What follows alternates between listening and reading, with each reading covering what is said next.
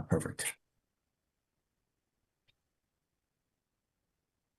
Mhm.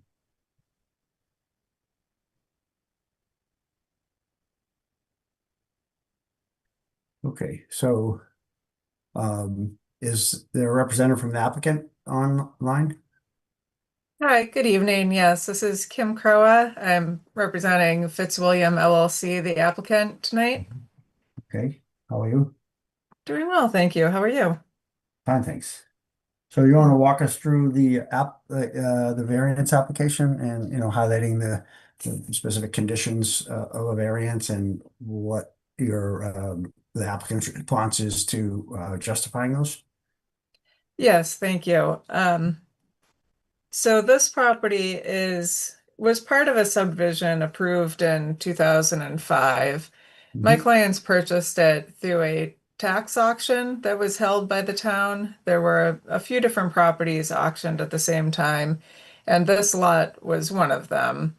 Mhm. There's there's 216 feet of frontage on Mill Pond Road, but the lot is undersized as it relates to the zoning, the relative zoning in the district. Mhm. It was allowed to be undersized because of the subdivision that it was approved with, but um, imagine many of the members of the board are familiar with the subdivision that was only partially constructed, although the approvals were over 20 years ago at this point.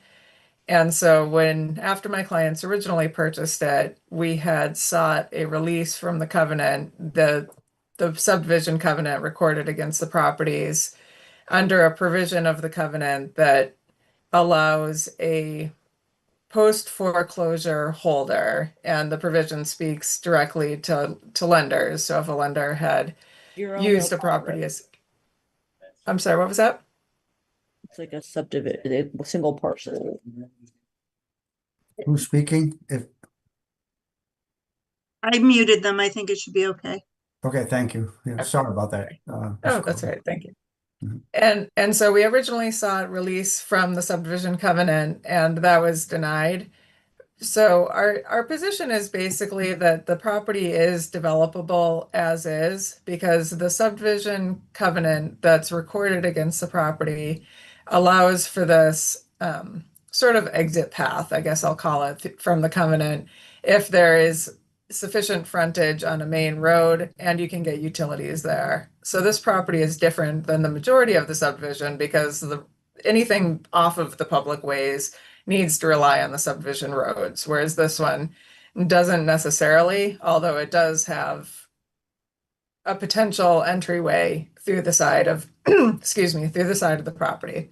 So after the subdivision covenant was denied, we did file a request with the zoning enforcement officer asking for a declaration that the property was buildable based on looking at the size of it, the frontage, and the provisions of the subdivision covenant. The zoning enforcement officer denied the request, and so we're here before you tonight with two separate requests and sort of seeking the same thing, but two different paths to potentially get there. The first one is an appeal from the zoning board, zoning enforcement officer's determination that the property is not a buildable lot due to its undersized nature. Mhm. And the second path is a request for variance from the minimum lot size as a alternative to getting to the goal of building a single family home on the property. Um, the the rationale for the variance is just that the requirements by law that are mandated are that there's a hardship, it's based on shape, topography, um, or soil conditions, and topography has a fairly broad definition in law. A variance request is strictly construed, but the definition of topography has been read in a bunch of different ways. Mhm. And it's our position that because of the unique nature of this property, which was part of the subdivision, but has the road frontage that allows it to be reached in different ways, that that meets the topography ground for the variance application. And as the second prong, whether it's a substantial hardship, financial or otherwise, the property was sold at auction as a potentially buildable lot and advertised to developers. Um, taking a look at the aspects of the town, getting rid of its growing tax obligation, selling it to a new owner who's really just looking to do a single family home on the property. That satisfies the financial hardship component of the request, and that it won't be a substantial detriment to the public good.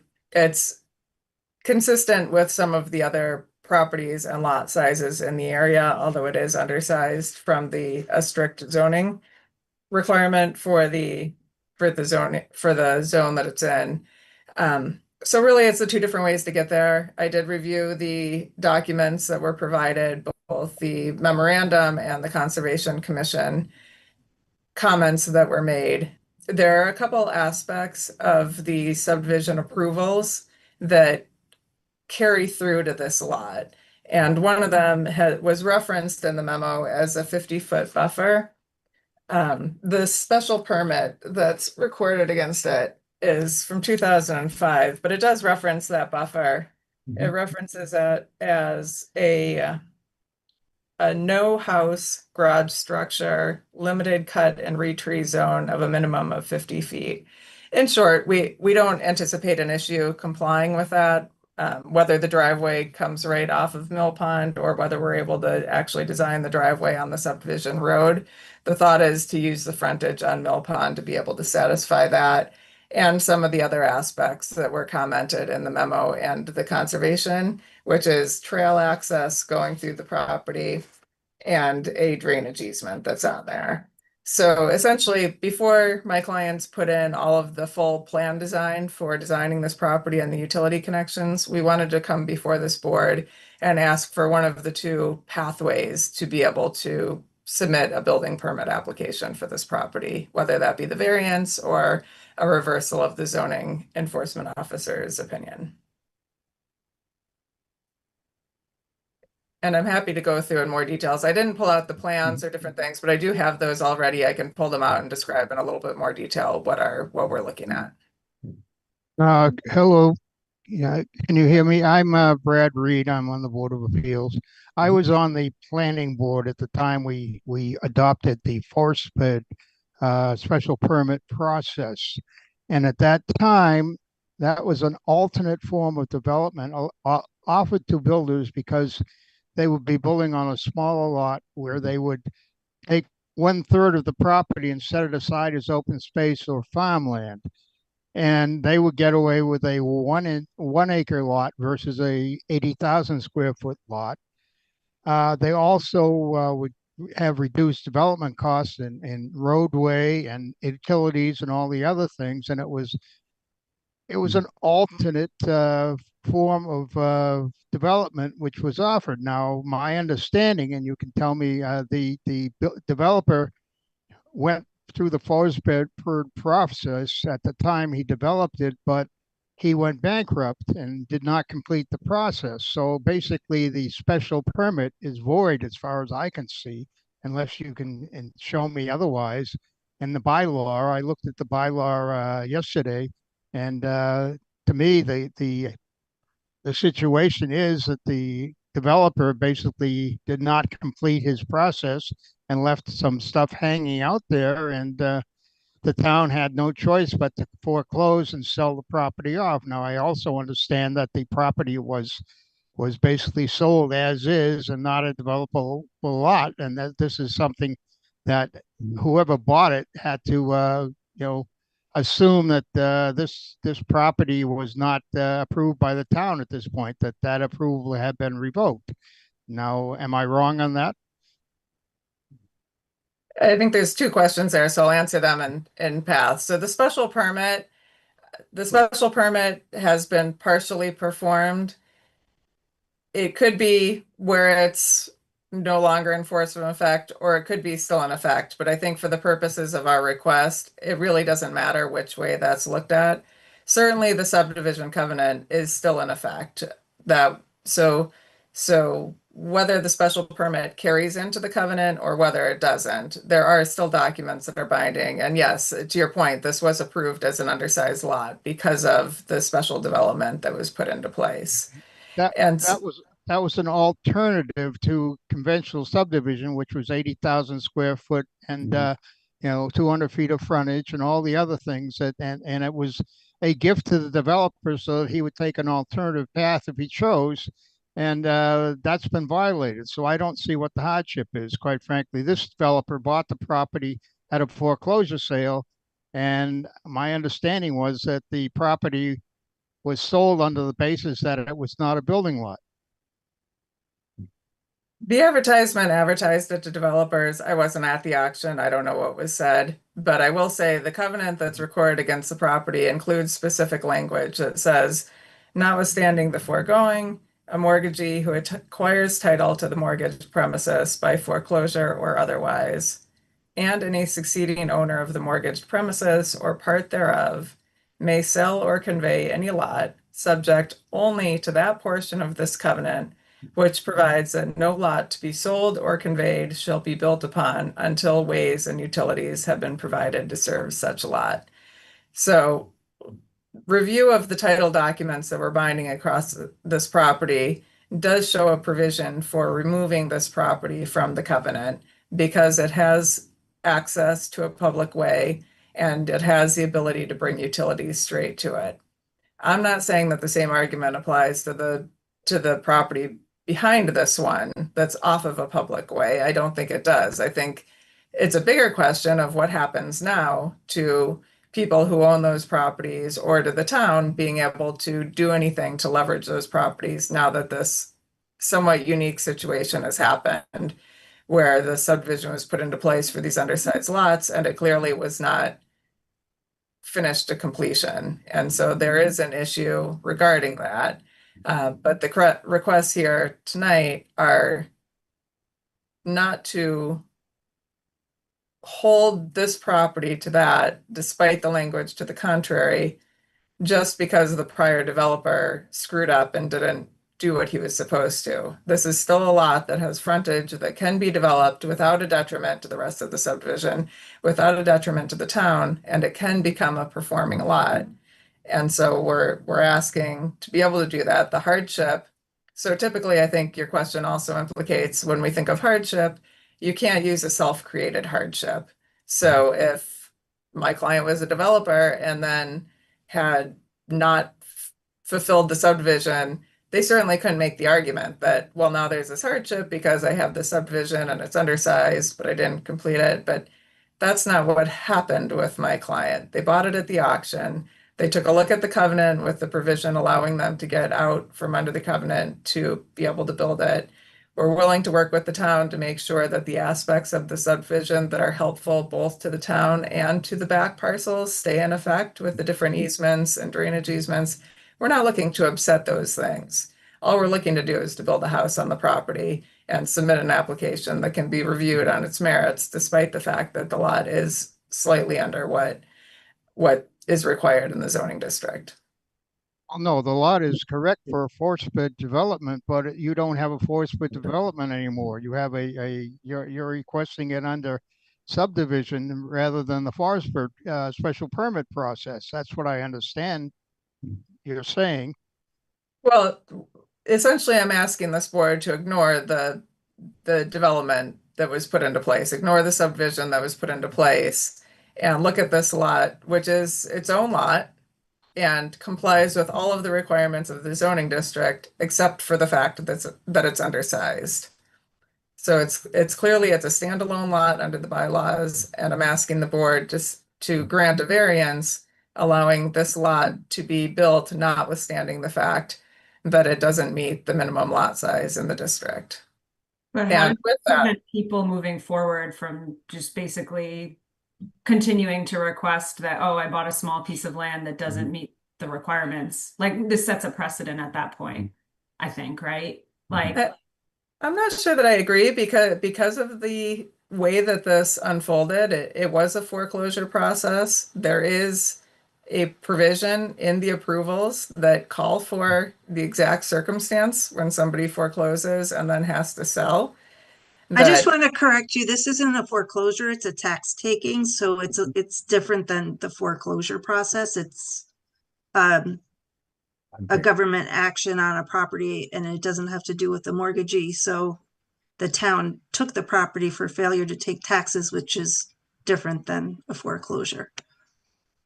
That's correct, right. And I wasn't, apologize if I was going astray with that, but the provision does speak to it says mortgagee foreclosure. It also says or otherwise. It appears that the intent of this is that if there is a party that has a secured interest, that they are not bound by limiting the amount of money that they can get in exchange. So it's very specific to if it's a lender on the property. I think it also applies to the town seeking to gain revenue with respect to their tax liens that were filed against the property. This is lot 78A on the Century Mill drawings, is that correct? Yes. Okay, so can you explain where the driveway would hit on Century Mill Road? Because it looks like there's existing drainage and trail easements along the road, which I think need to be maintained, Pam, per the Conservation Commission. So how would you install a driveway onto Century Mill Road? Before you get into the explanation or to the response, Pam, could you bring up the drawing that you had in the packet, or so we can sort of see it visually? It just takes a minute for the plans to load. Just give me a Okay. second. Thanks.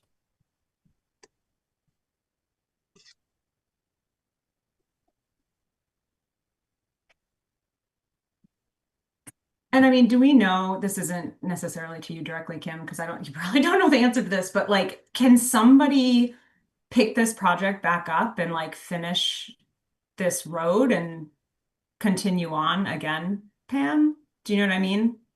Yeah, right now the property there's a number of conditions that are in violation, so things would need to be brought up to standards and in compliance, and then they'd need to apply to move forward. So I think that the outstanding items that are in default right now would need to be brought into compliance. The latest one is the issuance of a building permit prior to an affordable lot being provided or payment in lieu of.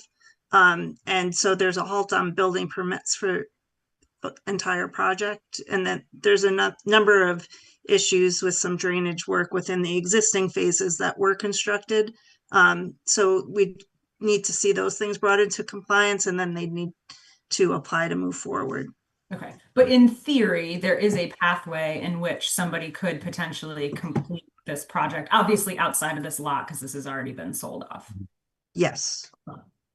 Yeah, and just to follow up on that, when we looked at it, we did look to see if there were other parcels to purchase to try to have a different application in front of the boards, and there's rather a checkerboard of ownership through there. So theoretically, yes, it could be done, but I don't know how somebody puts those pieces together and files the application to bring it in compliance.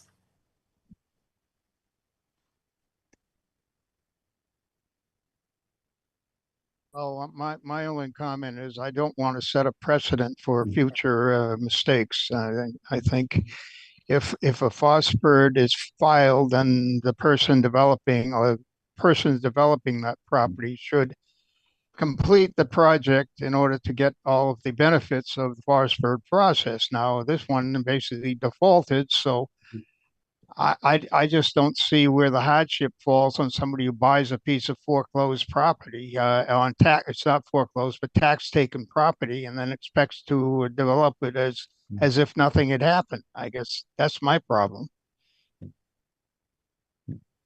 That's a good concern, and Brad, and on that sort of, and I think Pam had a memo, but let's deal with Liz's question first, but then I would like to look at Pam's memo, because my concern is that we're creating a lot that, but for the fact that someone bought a parcel of land that doesn't meet current zoning for a buildable lot size, that, we'd be out of compliance with our own zoning, to create like a buildable lot that doesn't comply with our zoning, so, and I think Pam spoke to that in a memo that I'd like to review after we handle the question that Liz had.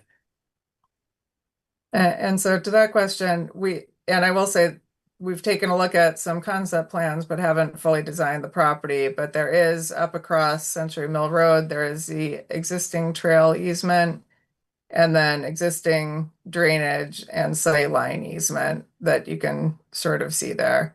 So the driveway, in our opinion, could come right off of Century Mill Road and just redesign some of the drainage to make sure that whatever this property is receiving is handled properly with a sidewalk or other walkway to make clear that whatever sort of trail walking easement was intended up here could continue.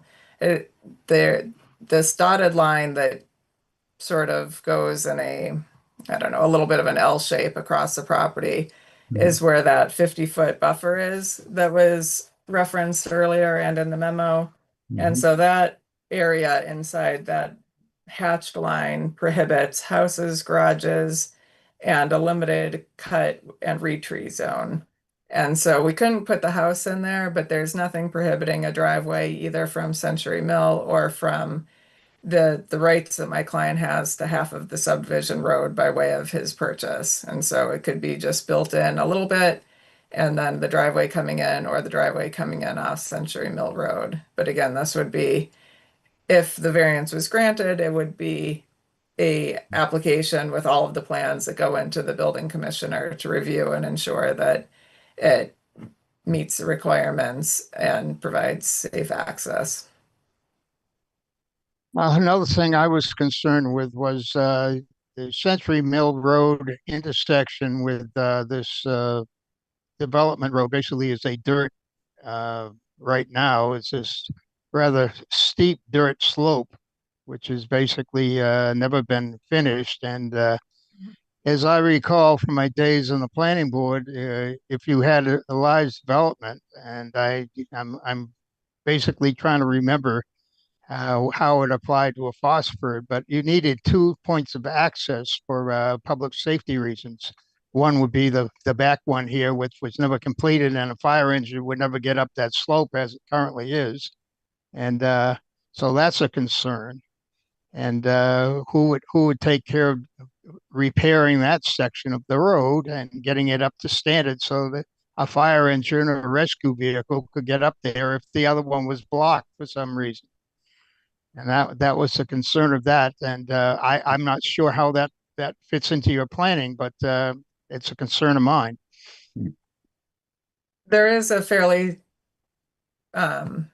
steep grade difference there. There would be grading required to build a house on the property. It would be our intention, certainly not to grade any more of the road than what's behind the property line, even if we went that far. I haven't been out there to be honest, but looking at the aerials, I don't think that it's possible that any fire truck comes in and out of this side. There's a considerable amount of undeveloped property between Century Mill and the nearest house.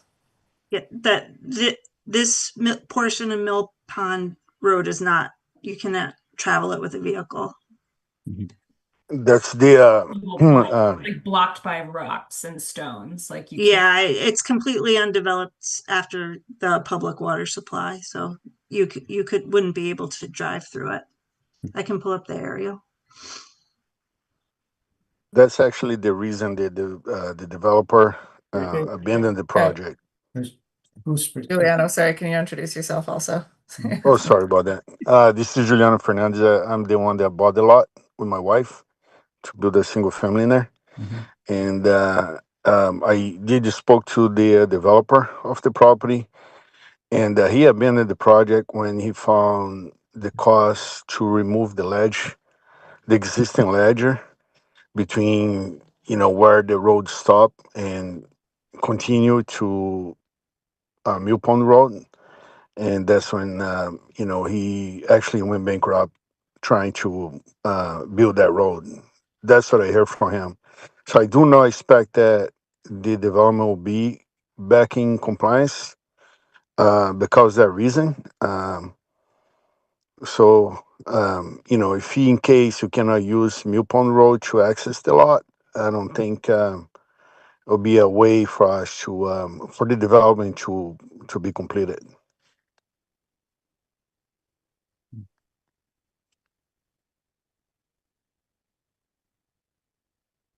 I don't think we can make a judgment call off the assumption, though, that the project wouldn't be completed, right? Like, we would have to kind of consider that it is possible, and we wouldn't want to create a situation where now this lot that we've given a variance to has created challenges for the finalization of the rest of this project. So just something to consider throwing out there.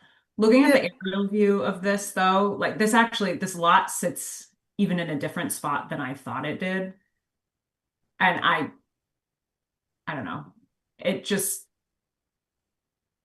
I can't even picture like how this lot would be built upon, I guess. So I'm kind of just trying to understand that too. Single family home, like what size are we talking about?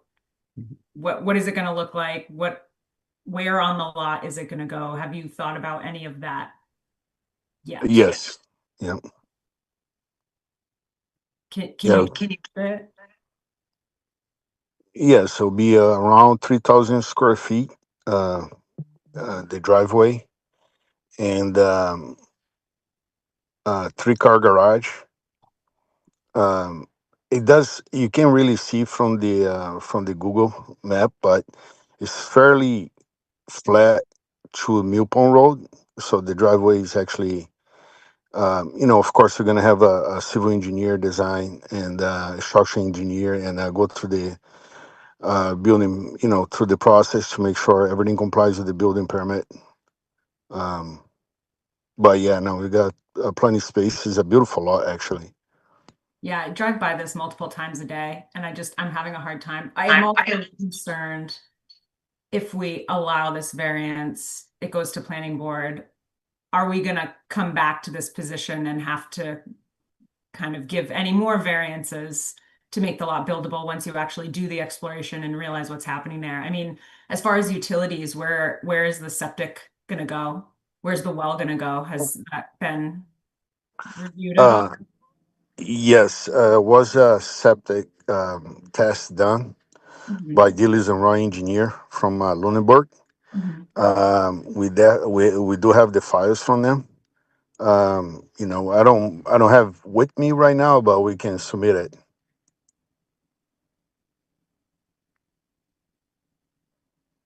Can I ask if a full septic design was done or just percolation tests? Percolation test. Okay. I think I gotta check the records, but I know it was a percolation test. Um, you know, if the planning board approves, we make sure the septic is designed per the standards. If you get the approval from the planning board, you can put the terms that you think will comply with it, and we go with those terms. And I just wanted to touch base on one of the earlier questions also about anything with this lot making it more difficult for the subdivision to move forward. Any rights that this lot has to the subdivision road, to the Mill Pond Road layout is subject to the rights of all the other internal properties. So to the extent that we do any building for the driveway to go there, it has to be done in a way that it's not going to negatively impact the lots behind us. And so that is the proposal, that allowing this lot to be built on does not negatively affect the rest of the subdivision. And sort of whatever happens back there happens back there, but this is a different request based on the specific iterations of this property, the way that the tax taking happened, the language in the covenant, and the frontage that's available through Century Mill Road. And there's confidence that the grading of the lot would not affect the potential grading of the road down the line? Yes. Because you said there was quite a bit of grading, right, that has to do for the house to fit where it needs to fit on the lot, considering all of the buffers and other requirements. So that, No. Yeah, no. The grading for the house that is gonna be on that lot, it's not a lot. they do use the subdivision does use the lot as an access to the subdivision because they have so much ledge where the road was actually planted. So they use, if you take the plot plan and figure out the corners and where the lot sits, they actually use the lot as a way to get into the subdivision right now because there's so much ledge into the subdivision.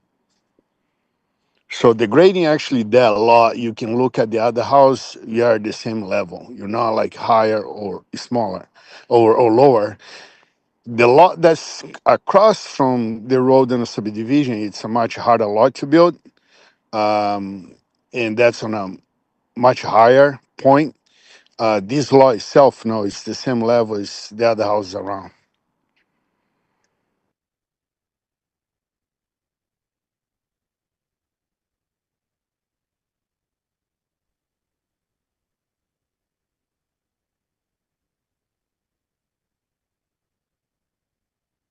Now, can you bring up the memo that you had prepared for the zoning board?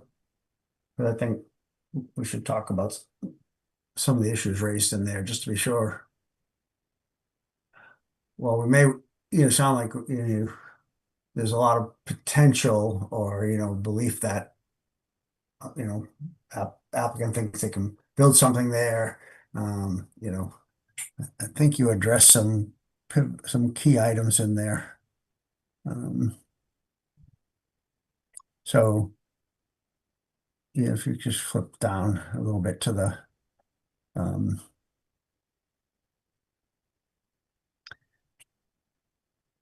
yeah.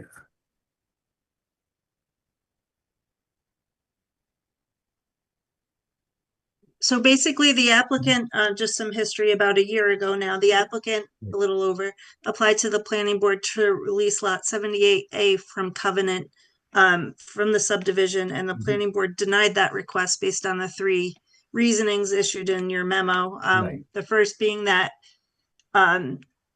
number one, there was a failure to comply with a number of conditions of subdivision approval, specifically failure to provide an affordable lot or payment in lieu of construction of affordable home prior to the issuance of the 43rd building permit, which prohibits additional building permits within the subdivision from being issued. Two, the frontage that exists along Century Mill Road for Lot 70A is encumbered by a drainage easement, a site distance easement, and a required 50-foot buffer of trees. Releasing this lot from covenant without the required performance security in place to ensure the requirements of the subdivision are completed is not permissible. And Okay. three, placement of a driveway within the required 50-foot tree buffer will require an amendment to the subdivision approval. Mhm. So the planning board also discussed releasing the lot from the subdivision. As you know, they were granted a waiver from lot size requirements under the Fosford special permit, as Brad mentioned. So a 40,000 square foot lot size was granted for the project in its entirety in exchange for open space preservation. Right. So the lot was legally created, but releasing it from subdivision without adhering to all the requirements would basically create a lot violation because it would take it out of the special permit and subdivision approvals. And the planning board didn't think that was appropriate or legal to do so, which prompted the applicant to come before you for the variance from the lot size requirements. Right. And then the building inspectors, you have his finding was that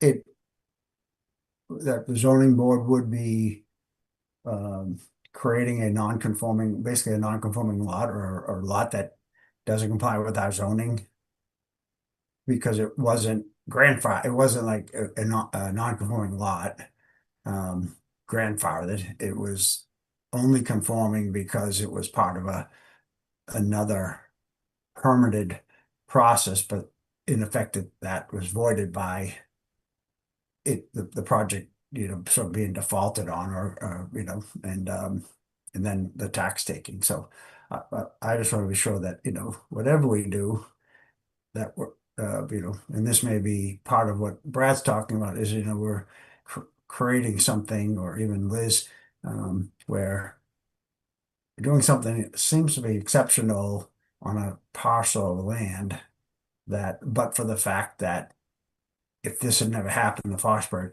we wouldn't be talking about building a lot here or a single family home here. Correct, correct. Yeah. Mhm. Unless it were 80,000 square feet, because they do have Right. the legal frontage on Century Mill Road, which would Right, but this is so qualify, but that's not the case. it's half of what would have been potentially legal, Correct. you know. Or conforming. It's, Yeah. Yeah. And It's that a would little seem bit to more than half, that would seem but- to derogate, like on a variance, that would seem to derogate significantly from our bylaw, in my opinion, but. And the hardship is just that the lot was purchased, and if it's not buildable, then that somebody purchased an unbuildable lot, just so I Well- understand that. Right, the hardship is more specific relating to the language in the covenant that we talked about speaks to lenders foreclosing on property, but it also specifically says, or otherwise indicating that there's other secured positions that allow lots to essentially remove themselves with approval through the covenant, from the covenant, as long as they have adequate access and utilities. And so it wasn't just purchasing. I agree. I don't think just purchasing would be enough, but it's just Well, purchasing together I'm- with the language of, Okay, I'm reading the application that says that the property is unbuildable, and that if the lot remains unbuildable, the applicant will suffer financial harm. And then it goes on to say that this hardship is not self-created, right? And it goes to what you said. But the point is, when someone purchases a property, there is a level of due diligence that needs to be done to understand whether or not that property is buildable, right? And so while I understand now the argument is that it's not self-created, because in theory, the argument is that this was foreclosed upon, and so there's a piece of the covenant that allows it to pull out of there. I'm still having a hard time understanding how like the harm is just I bought a piece of property and I didn't know if it was going to be buildable or not. And if it's not buildable, then now I bought this piece of property that can't be built on. It's not that the lot is shaped funny or this is the only piece of land and there's nothing around it. Like this just happened to precipitate out of, per Brad's comment, like a failed project. So I don't know. right. And it wasn't a third party purchase. It wasn't the standard due diligence. It was a tax taking auction. They are, of course, as is at your own risk, the way that they're advertised, but it was advertised to developers as a potentially buildable lot. And so I think there is a question as to whether or not it was advertised. The town sought to recoup some of its money that it hadn't received on the real estate taxes. My clients paid that money and looked at the covenant and saw the language in there that allowed it to make the request for a release.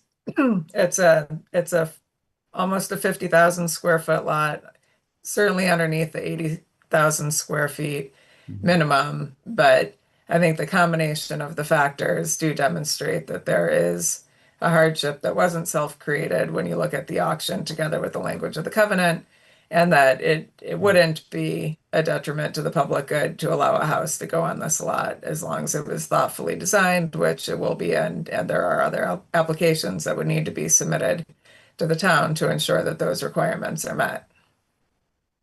Well, This my is- comment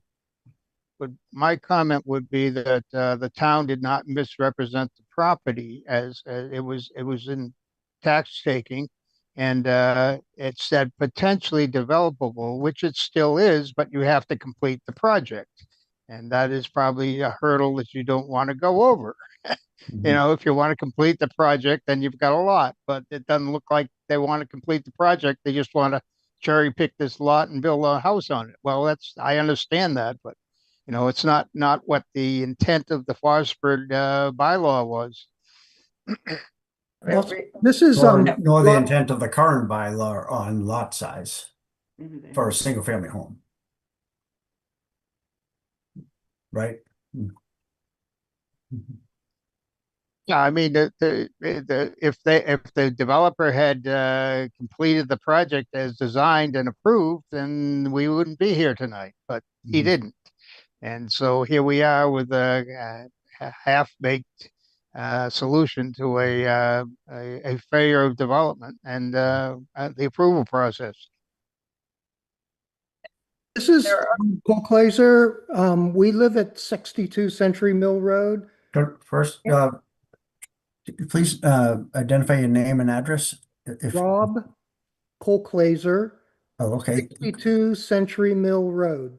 okay, And I want to point out that we were at the auction and it was made clear at the auction that this lot did not meet current building standards. They said not buildable. It was clearly stated that it was not a buildable lot based on on the standards.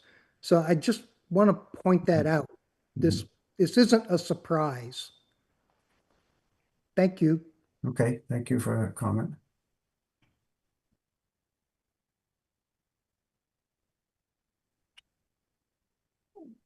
to the point of, to touch back again on some of the lots, there are other undersized lots in this district that don't meet the 80,000 square feet. And so Are it's you talking not, about within the development, or what are you talking about when you said no, that? there's other lots outside the development also. And I do not have a list in front of me. I can provide that if the board was amenable to continuing and if we could What is provide more neighborhood information. For on some those of lots those. that were non-conforming, or grandfathered in as lots because before zoning occurred, or, I mean, I'm not A lot of aware that we have background a needed habit there. of Yeah. approving lots undersized, just to, Well, at the time that the Fosford process was approved, the town had a acre and a half zoning bylaw. So Right. there were a lot of houses built in town that are not 80,000 square foot lots. So is that what you're talking about, or are you talking about another project of a Fosford design, or are you talking about lots in this development? I'm not specifically talking about lots in the development. Certainly all of the lots in in the development are undersized with respect to the minimum lot size because they were permitted through the development. Um, but like I said, I'm happy to get the board a memo on it. That wasn't part of the request of initially because although the lot is undersized, it can meet the rest of the requirements dimensionally. We're not here asking for any sort of relief on that. Have we truly determined that though? I mean, you guys Mhm. haven't done a septic plan yet, right? So I'm still concerned if you're putting a leach field on that property as well as a well and a house, and there's a big chunk of it that kind of is not going to be buildable. Like there's not a lot of information that I feel like we've received in this application to really indicate what this design would even look like. And personally, I feel that to approve this variance, I would need to see that.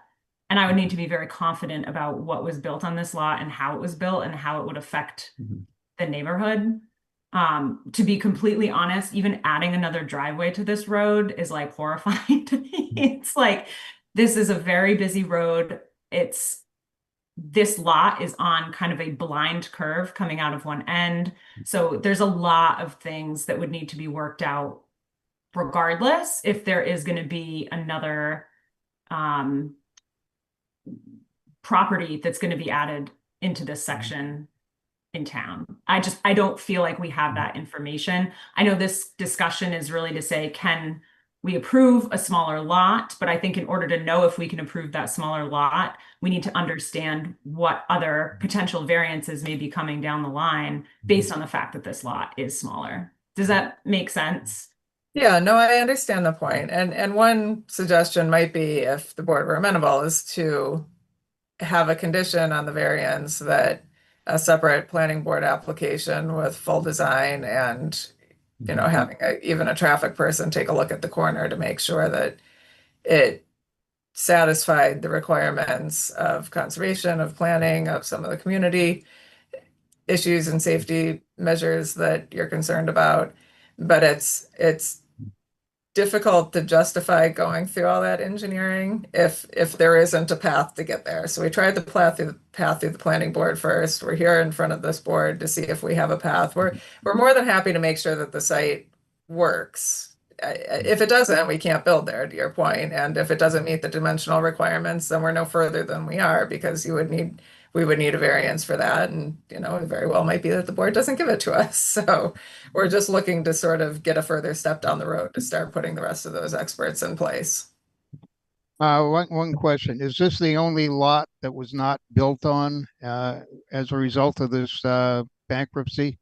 How many other lots were not completed? A bunch. There's a lot. I mean, there's a lot inside the subdivision. They I could, mean, there was another property auctioned off at the same time of this one, right? Right behind it. There were two others, the one behind it in lot 1A as well. But those sales didn't go through. No one purchased those properties, so they're still town owned. So similar thing could happen if some with this. So so they did the sale and go through. So those going to still be foreclosed. Or tax property another time, or what I'm happens? not aware of the plans for that. Not aware. Yeah. Okay. Those would be different though, Jared, I think, because they don't have frontage on. Oh yeah. Okay. 1A does have frontage. Oh, it does. Okay. Yes. Okay. But so then to that point, Yeah. something could happen, right? So Yeah, we yeah. I have mean, oops, go ahead. no, go ahead, Brad. I was sort of I'm just saying that you know, if the project were completed, wouldn't be dealing with this. But the point Mhm. is, there's all these loose ends, and I don't think we've got them all.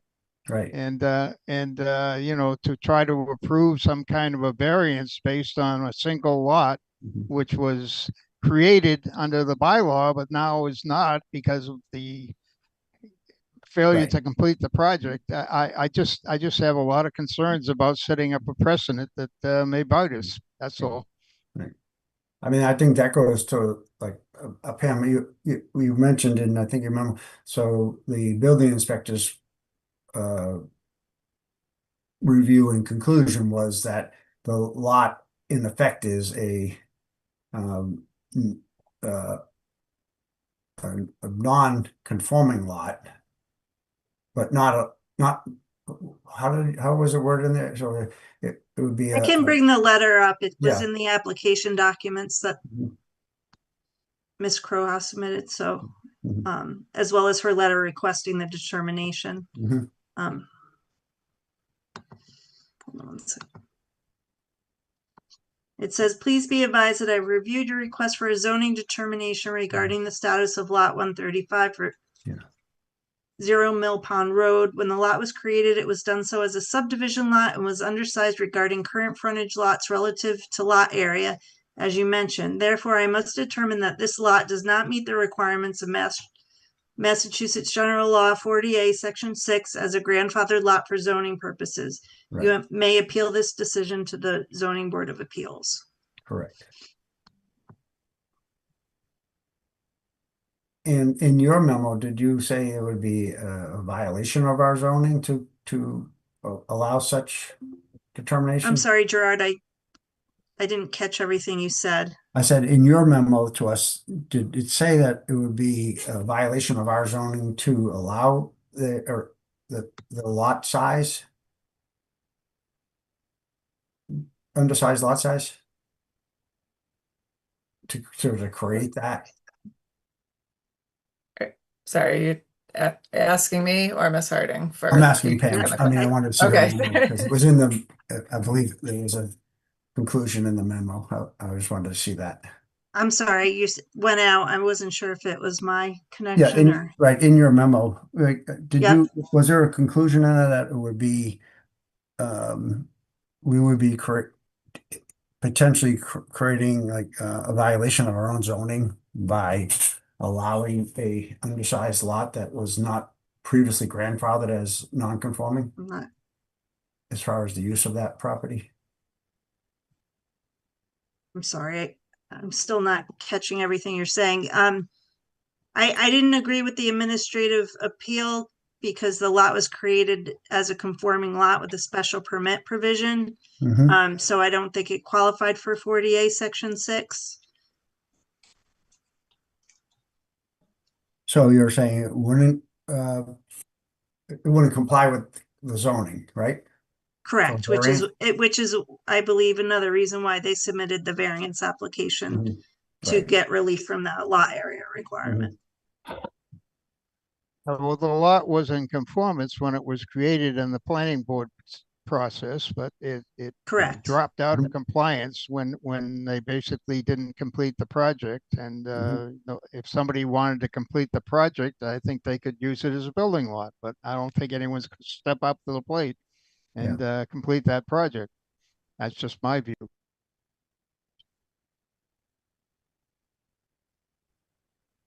Right, and so to that point, that's why we did request the variance Mhm. also, is that there are the two paths. So one was an argument that it could meet the non-conforming Mhm. status because it was approved previously and of course didn't get completed at no fault of my clients. They purchased it after it was well after it failed for completion. But the alternative request was for the variance from the lot size requirement that this board does have the power to be able to grant. And so asking the board to exercise its power both under the local bylaws and state law to grant the variance. Okay, so does anyone else have any questions for the applicant or any other person on the call that hasn't identified themselves that have a question or comment? Hi, yes. My name is Elisa Templar Leeds. I live at 117 Century Mill. I'm across from this development. Mhm. I will say a few things. Like, number one, I actually would not mind a house there because this defunct development has been the bane of my existence, with people going up there, partying, lighting fires up there. But on the flip side, my concern is that if we put a house there, that road will never go in and the rest of the development will never get built. And I wonder then what's going to happen with that land behind this house if that house is built. I also agree with Liz's comments about the traffic on Century Mill, because it has gotten so bad and I've been basically wiped out a few times trying to come out of my driveway. So I do worry about the traffic there. In addition to that, I would like to understand, where is the septic going to go? Where is the well going to go? Where is this house going to be situated? Because that is not a very large lot when you take out the 50 feet or whatever of, non-buildable area. So I agree with Liz that I would prefer if the board could get more information about the specs and if this is even feasible to put a house there, especially a 3,000 square foot house with 3 garages. Like, that's a big structure to place on that small area. And that small area is very hilly and it's all ledge as well. So if there's any blasting that's going to go on, you have to also think about all the abutters and the detriment to their houses, and make sure that that blasting that might have to be done is done in the right way so that our houses are not damaged, because it's all ledge around here. So those are just my call outs. Thank you for listening. Well, thank you for your comments.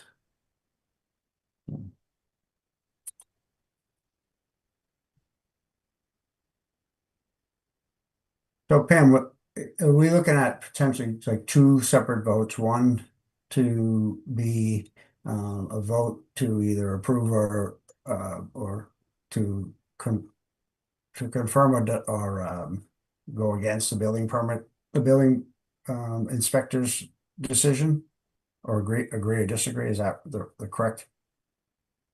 Yes, you need to act on the administrative appeal of the building commissioner's decision separately from the variance application. There should be 2 votes. So that would be either disagree, well, so the appeal would be to approve or deny that appeal? Correct.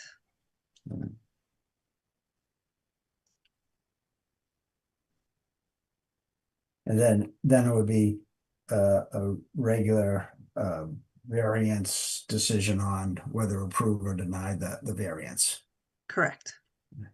Now, where there's been talk about additional information or whatever, is there a process where they could, if the plan, the first path didn't work, but the variance path, because there's a lot of questions that people had about it, to table that and then have them come back with more information so that we're making a better decision on the variance rather than having it sort of very open-ended?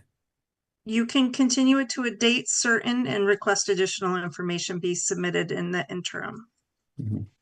And my request just at that point, if that was where the board was leaning, if it could be continued and then we could submit proposed conditions and any additional information and table the other vote on the building inspector decision, just because I'm not saying whether we've decided or not, but if, for example, the appeal from the building inspector was denied, but the variance was held open, we would be in sort of a weird situation as to whether we wanted to appeal the denial, but still working on the variance. So I would just ask, if the board has open questions, we would like an opportunity to be able to provide more information, propose conditions, and that just everything gets continued to another meeting to a date certain.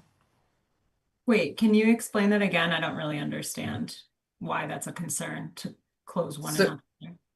Right, so we filed the two alternative requests, but if, for example, we wanted to, if you denied our appeal from the building inspector's determination, that carries with it appeal rights. And so if that's denied, we have a certain amount of time after a written decision to appeal that. But if we were still able to pursue the variance route, I would prefer not to have to appeal that, but if I don't, then I miss the deadline. And so I would just, I would prefer to see everything come out in one decision so that we can try to accommodate, the board's concerns. And if it comes out that way in the end, then that's the way it comes out. I'm not necessarily asking you to do anything different. I'm just asking you to table that vote until the entire application, because their alternative requests gets decided together. You'd prefer to have one continuation of both paths and so to a date certain, and then at that time we would because we for procedure from a board, we probably have two separate votes, one on the building inspector's decision, then one on the variance. But Yeah, and that makes total sense. okay, so does does anyone have well, let's see, if we have no other public comment, do we have to close the public hearing before we have a discussion amongst the board? Pam? No, you do Or not. if we're going to continue, if we're going to if continue, we keep it open, right? you Mhm. keep it open and Yeah. vote to a date certain to continue both public hearings. So does anyone have a proposal for like the building inspector's decision? Are people comfortable with doing a date certain vote and continue it to get more information? Well, I guess again, I understand the strategy behind the request, but like if we know and we feel that we have a decision on the building inspector's Mhm. decision, can we not just vote on that? Yeah. Yeah, it just, I see it as a waste of my client's money and the town's resources, because Mhm. if we're going to appeal, we have to appeal that within a very short amount of time. And so now I have to file a complaint and serve the town with a complaint. Whereas if we're still focusing on the goal to see if there's a possibility of getting a variance for the property, I would just prefer not to go through those steps. Mhm. If we were able to satisfy the board that we could meet the conditions that have been expressed with concerns with building on the property. And then it doesn't matter if you deny that appeal, because we have the variance and we've gotten the information that we're looking for, and we don't need to go through that extra procedural steps. I mean, truly, I still don't, even with more information, feel comfortable approving this variance at this time. I think it sets us in a situation for a precedent that could have some considerable issues downstream. That's just my personal opinion. So I have a concern that if we approve this as a building lot, there are two other unsold building lot, quote unquotes, that did not make it, that nobody bought. And what's going to happen to them? Are we going to be setting up a precedent that those two will all of a sudden be in play? And I don't particularly like being put in that position. Well, you approved this one. Why can't you do these two lots? And here we go. And I think that's, I would rather support, I quite frankly, I'll be honest, I support the building inspector. You know, that's more, no secret. I mean, that's the way I would go.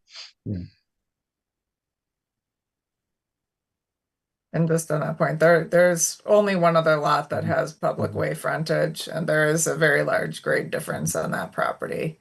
And so I understand if we continue it, that's certainly no guarantee of success, but I would appreciate the opportunity to provide the board with more information.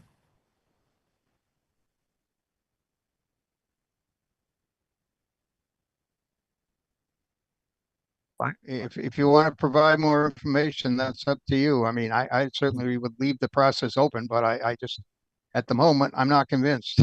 Yeah. I agree with that as well. What was that, Andy? I agree with that as well. I have the same concerns that Liz and Brad have. I'm not sure anything that they're going to provide as additional information on a variance is going to change my thoughts on a decision for the building inspectors. Okay. So if we're not sort of if we're not sure of a path forward as far as overcoming hurdles, do we have a motion on the building permit on the building inspector's decision, one way or the board, do we want to agree or disagree with that at this time, or do we want to grant a continuation to a date certain? And then if information comes in about the project that we still we don't believe, we vote on both parts separately, there's still a risk, there's still a chance that both could be denied, or just disagreed in the first one, denied in the second one. But do we want to allow some more time just to get whatever information to satisfy and to give the applicant a chance? I think it makes sense to continue to at least give the applicant a chance to provide further information. But to that point, I am. Yeah, I want to be reasonable, but I also don't want to, overstep on our board to say, hey, if everyone had an opinion that, yes, it's time to vote on the building inspectors, and, because I have reservations as well about, creating a undersized lot but for our normal variance, but for our normal procedures in town, and we wouldn't allow that, so, but if there's a path forward, at least getting more information, I'm amenable to doing that. So Yeah, I don't think there's any public detriment to tabling both issues at the time. Yeah. Okay. Yeah. So. Yeah, I could support that. Okay. Do we have to close? Oh no, you just said we don't close the No, hearing. Yeah, we don't close the hearing. We'll need to pick a date and then make a motion to continue both hearings for the administrative appeal and variance to that date.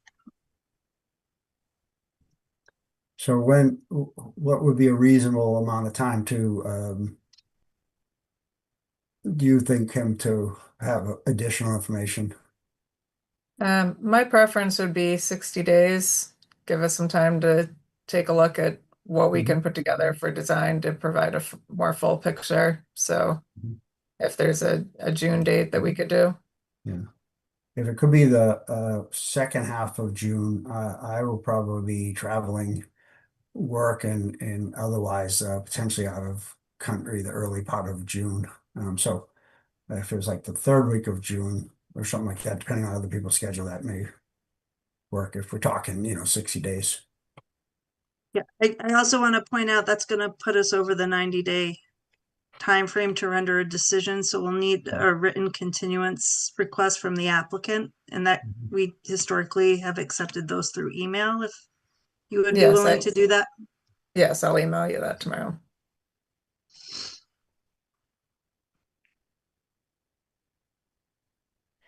And So what, obviously the do other you have a members of the calendar board. there, Pam, you could look at and give us a date or that you think? I know June starts to get into vacation times and things for people too. You said the last 2 weeks are not good for you, Gerard? Better, right, the latter half of June is better for me. Oh, better for you. Okay. Because I say I'll be out of, some will be regular time away, but I may have some travel abroad that I may need to factor in. Maybe June 22nd. Is it possible to do a Tuesday instead? I don't know what the board's availability is. June what? Tuesday, Liz asked for, work better for her schedule. The 23rd. I cannot do the 23rd. I can make the 22nd work if we have to. It's just a little more Okay. challenging, but I can do 22nd. Or June 16th, if that makes it easier. I could do the 16th too. If the 22nd's good, let's do that. Let's do that. That's fine. Good for me. Yep, that's fine. All right. I think I'm gonna have a conflict on that day. But okay, I'm okay on the 22nd. Okay. So do a motion to continue to June 22nd at 7 p.m. I'll make a motion to continue this discussion for the ZBA meeting on June 22nd at 7 p.m. Second, Okay. I just want to clarify, can we just make sure that that's for both the administrative appeal and the variance? Yes, for Public both the hearings? administrative appeal and the variance, both public hearings. second, Gerard Ahern, Yes. Elizabeth Hutchins, Yes. Andy Kishitz, yes, Bradley Reed, Yes, and Gabrielle Lamano. Yes. The public hearings for both the administrative appeal and variance are continued to June 22nd. Okay, perfect. Thank you. Okay, thank you all very much. Appreciate it. Yep. Good night. Thank you. Okay. Pam? Just wondering, I know Brad sat through most of this. Can he act on this if it comes back? Yeah, all 6 members present can act on at the June 22nd meeting. Gabrielle was sitting in as an associate member because when we did roll call vote, Brian was absent. Yeah, but I noticed he joined later, so I just want to make sure he can act. I'm sorry, what's that? I wanted to make sure he could act on the next meeting if necessary. Yes, everyone present can act, and then the person, John Dixon, can act if he reviews a set of minutes prior to the next public hearing and signs an affidavit. All right, thank you.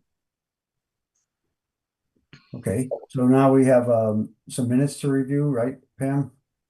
Or do you want to do the updates first? Whatever you prefer. Any preference, project updates first or minutes? I just wanted to give you an update. Alton and Ashoba has applied for their final occupancy permit. They still have some site work remaining, but they submitted the fiscal impact analysis. I know Brad in particular was curious about the results of that, so we distributed it to the board for your review and information. Do you believe them, Brad? absolutely not. 120 grand for school. Yeah, right. Can I ask a question about that? I noticed that they said that once the project reaches 80% occupancy, they're going to do a signal timing review for the light downtown. Yes. Is that, do they have like an estimated date? I know it says no later also than 1 year of issuance of the final occupancy permit, but like, do they have any idea how quickly they're gonna have people occupying the property? They're only about at 10% of occupancy right now, so it may be some time. We're not really certain. We do have the bond to secure that work to ensure that it's done. But no, I don't know when they'll reach 80% occupancy. Okay, just curious. Can I I know ask? kids there already because my kid's bus stops there. So Yeah, well, that's the other thing about the school review. They may need a new school bus or not. Wait a minute, there's 52 kids they're projecting from that project that'll be going to one school, I assume. That's a school bus full. So yes, they're going to need a school bus, but that doesn't cost anything. And I've got some figures on right now. I checked the web at the state level, Neshoba regional district. The cost of per pupil to the district is $12,722 per pupil. So they are projecting 56 additional students at this rate, and of course that's only going to be $120,000 according to this review. So I came up with 1,016,432, but that's the difference. So good luck. I don't see, I asked for it so we could plan, but I mean it's about the worst planning tool I've ever read. I mean, Yeah. just And as we were told during the why project, we waste the couldn't time? require it at time of Right. project. Right. So Right. Yeah. So I mean, it is what it is. Nothing we can do about it now. So I was wondering the same thing, Brett. Like, so obviously the Wood Partners team is the one that had that done. That was part of the requirements. They would have had it done afterwards, right? So does the town need to have a second one done if we don't believe that? And I mean, again, I don't even know. It wasn't conditioned that way, but we did perform our own, and we utilized a lot of the MBTA fiscal impact analysis studies that are out and available on the internet. And our costs for school children were quite a bit more than what the fiscal impact analysis predicted. But we still did predict some generation of revenue in about $150,000 to $250,000 annually from the project. Okay, so not the 800 or something that they were. No, we don't think we're going to generate that much tax revenue. But our projected school age student populations projections were significantly lower than what they had presented in their plan, but our costs were significantly higher. So it ended up with a reduction in the revenue from the project. I was down. I had to go to a medical appointment this morning at 8 o'clock. I was trying to get through the intersection there onto 495. I was going by the project, and we're going to need a traffic light there. I'm sorry, with the occupancy they have now, it was a mess. Well, I think they would be handling that with on-site management people and possibly working with the police to have someone helping them with traffic. But yeah, it's not anything we knew, right? well, they did the traffic study during COVID, as I recall. So it was there's nobody on the road, everybody's working from home. But exactly. I mean, it just I know you're going to need a traffic light there. I was watching some poor person trying to get out of there this morning. Yeah, what a mess. Anyway, well, as they said, they're only going to let them go one way at a certain hour of the day, and a certain hour of the day they can go the other way. So yeah, it's kind of it was probably me. I have to take a left on 117 to go to work towards 495. I live like right across from Fulton Mean, so I'm kind of in the middle there. And it's just like since we moved here in 2020, it's just increasingly gotten worse and worse. Yeah. But I had a question about the traffic study. Like I remember during the hearings on the project, we talked about the traffic study, but was it discussed about it being at Wattaquatic and 117, because I also feel like they need to look at the other intersection on the other side, like by Sugar Road and 117, because especially coming home, if that project is fully occupied, people are going to be coming off 495, going west on 117. It's backed up, you know, every day. It's horribly backed up there. I That's think the way they I did home. both, if I recall. Right. I feel like there should be a study on both, but what I saw in the paperwork was just the Wattaquatic one. Yeah. The study that the traffic impact analysis they completed were for a few of the neighboring intersections on 117, but the signal timing analysis was only required after occupancy for Wattaquatic and 117. Right. That's right. Yeah. So, yeah. I mean, I skip coming off the exit. I go to the Harvard exit and come in the back way. If there's a big enough impact, if just like generally people in town are noticing that like things are problematic, like is there a way for us to kind of get back with these people and be like, listen, something has to be done, or it's just because it wasn't. I think it's the permit. I think it's complaints to the police department. Yeah. Because they said that they would work with the police department to make the flow work as far as people coming in and off the projects, the site. So if people experience it, we should have a beeline to the police department saying, hey, this project, something's going on with the traffic and they said they would work with the police department to make sure it flowed because they don't want their own people, they said, impacted because they'll have a lot of complaints from on-site management saying, hey, we can't get in or out of here, so they want to make it work, they said. So, but it has to be in concert with the police department. Yeah, they're not going to pay for it though. That's it. Well, they may they would have to, yeah. Right. They may have to make that decision at some point if their own occupants are held hostage that in or out can't get in or get out of their property, then they're gonna have to, well, I have my own theory. They're gonna just flip this thing and sayonara. Whoever buys it will have the problem, but they're not going to stay around long term. Anyway, that's my poison view of it. No, the traffic circle's another interesting thing down there by Green Road. I don't know whether you've been down there at rush hour. Yeah.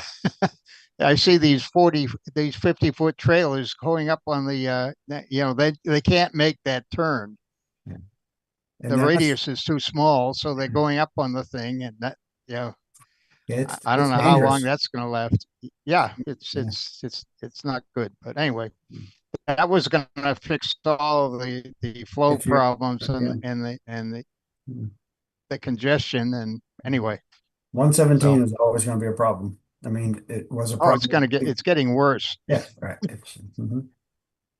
My conspiracy theory, Brad, is that maybe we'll see less 18-wheelers on 117 because of the traffic circle. Yeah.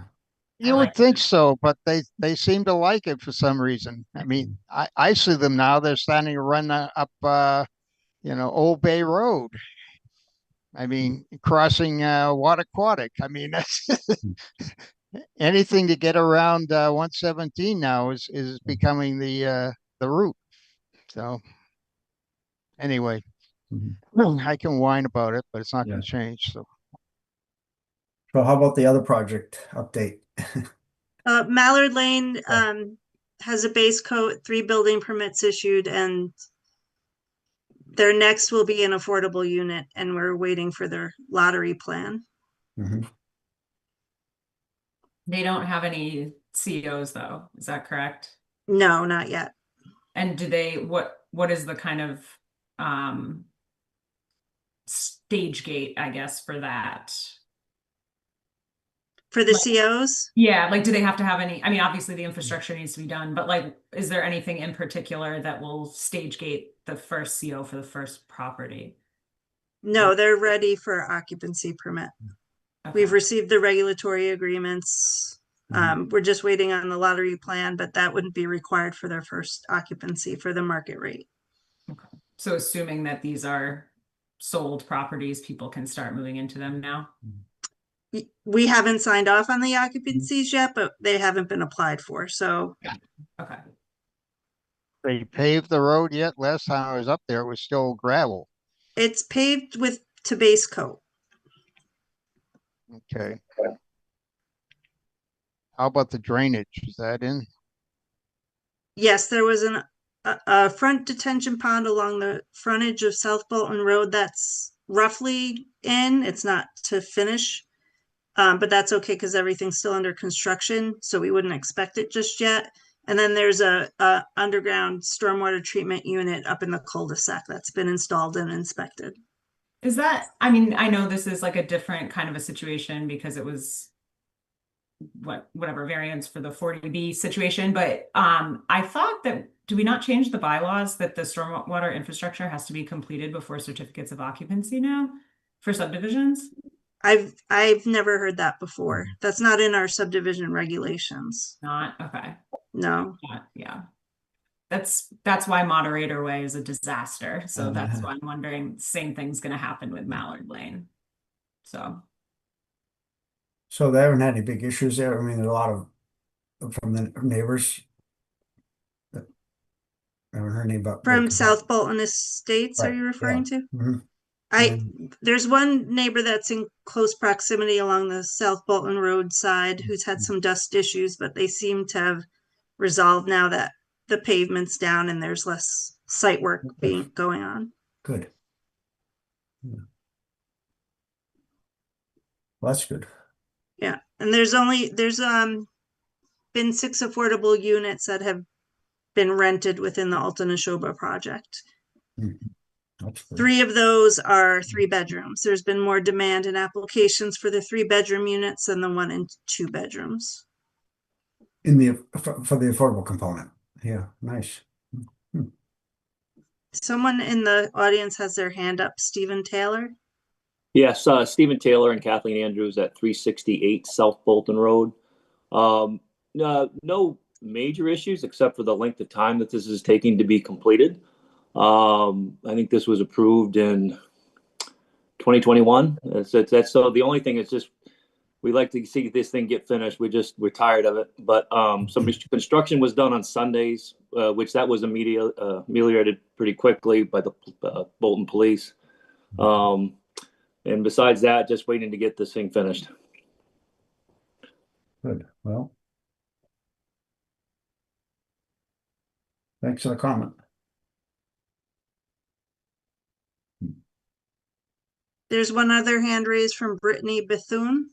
Yes, Brittany Bethune and Chris Hoyt at 342. So we're immediate abutters to the project, and similar sentiments that Stephen just said. It's drawn out 4 years now. It's just an endless process. I guess my question is, I know for occupancies are granted and all that. It's just they've never done any landscaping. They haven't done anything along our property line, and I know it's sort of supposed to be the completion, but at this rate, I don't know what is completion. Well, no, actually he had promised at the last meeting that he would put screening in, even though typical terms were at the end of the project. He had promised before construction started, and obviously that didn't happen. So, given how long it's been taking, we've been just staring at it with no screening. And he did come up to us and said he would plant stuff a year in, and that hasn't happened.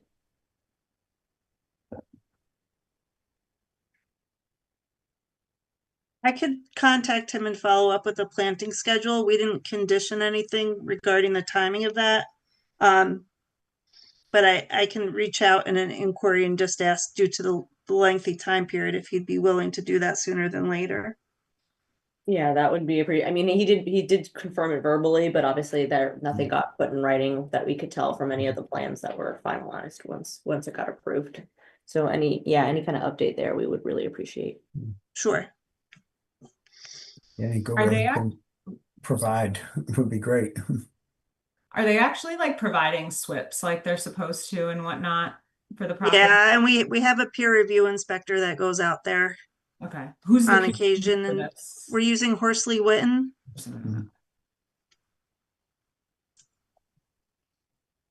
And then Concom and myself also go out periodically and do inspections.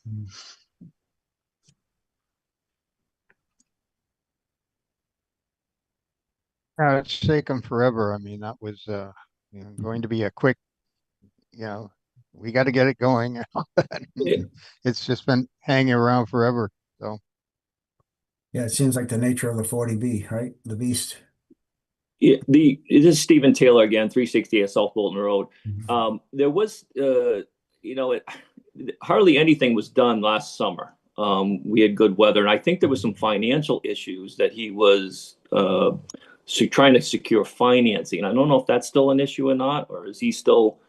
And that's probably what's taken so long. I think he's been out over his skis with this project, but there were some financial concerns. I'm hoping those have been taken care of and that everything's still a go. I believe so. I believe everything was rectified. Can I ask a wild question? If something happened with this subdivision and some of the properties were defaulted on, would that road, because it's been paved and is a private road, like, I know everything there is covenanted, but could we be in a situation like with the Century Mill? Like, would that be frontage that a lot could be built on? Does that question make sense? Because that road technically is paved and exists now. That's a condo type of development, so it's one parcel that was never divided. Okay. I got you. And the entire project is supposed to remain permitted to remain private. And under under maintenance responsibilities of a homeownership association. So it wouldn't come into play for that type So of. if something happened and the builder defaulted and couldn't finish the project, what would happen? There's no security for that, so they would need to sell the project as a whole with the conditions of the 40B would run with that sale. Okay. Even if it's occupied? Yes. few lawsuits involved. I mean, that's really the result. I mean, any condo project that doesn't have a clear, project control, which I don't think this one does. Once he sells it, it's I don't know how their condo association is going to work it, but anyway.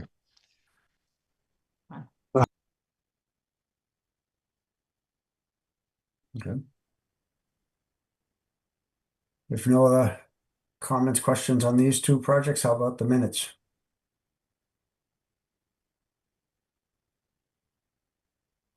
I know I sent you a comment, Pam, just to do a spell check. I saw a couple of misspellings, but the context, I agree with it. It was well done, but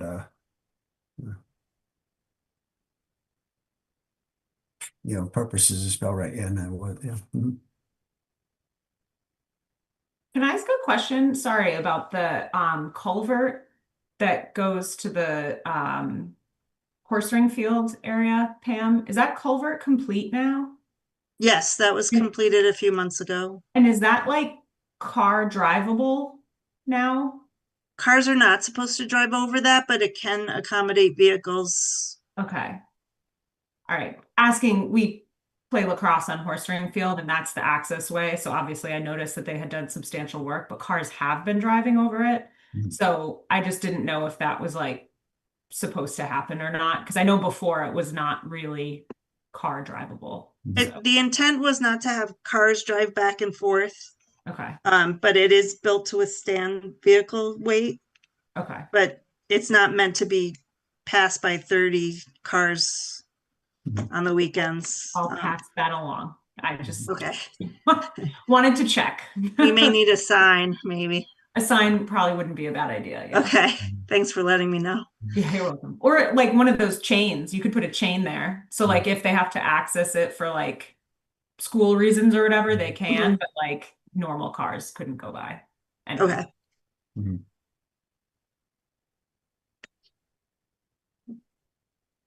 These were the minutes from November 6th. Right.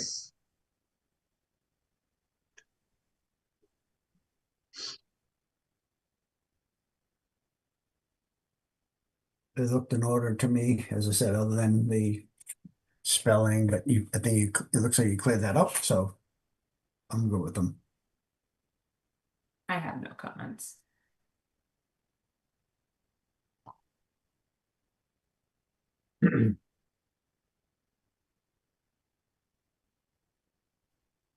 Everyone go with the minutes?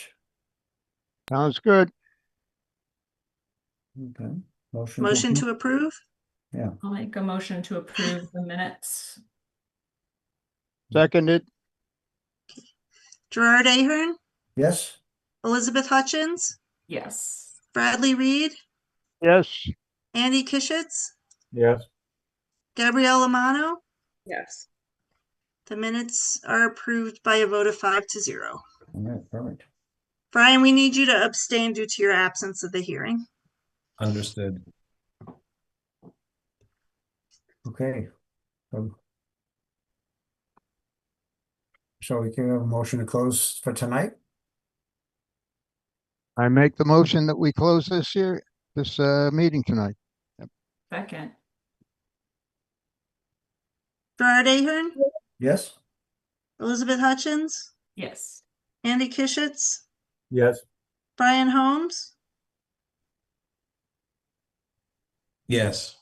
Bradley Reed, Brad? Yes. Let's see. and You hear Gabrielle me? Amano. Yes. Okay. We're adjourned. Thanks for all you do, Liz. I mean, and Pam, good job. Thank you. Have a good night. Yep, Good bye. night. Good night.